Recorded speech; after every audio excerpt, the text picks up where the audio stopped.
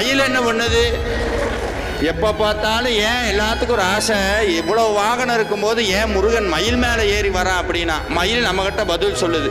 அது ஏன்னா நான் மனசுக்குள்ள முருகனை தாங்குறங்காட்டி அவரும் என்னை அவரை சுமக்கிற பாக்கி எனக்கு கிடைச்சிது. எப்படி சுமக்கிறேன்னா, தினந்தோறும் எந்திரிக்கும் போது குகா குகா குகா குகான்னு மயில் கத்துது.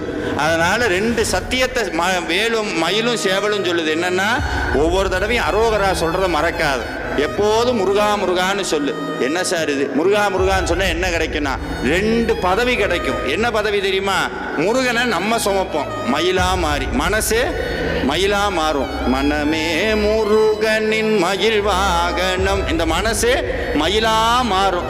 சரி சார், நம்ம மயிலா மாறுறோம், முருகனை சுமக்கிறோம். முருகன் என்ன பண்ணுவார்? அடுத்து நம்மளை சுமப்பார் சேவர் கொடியா மாறி. சேவர் கொடியா எப்போ முருகன் இந்த மனசு சுமக்க தயார்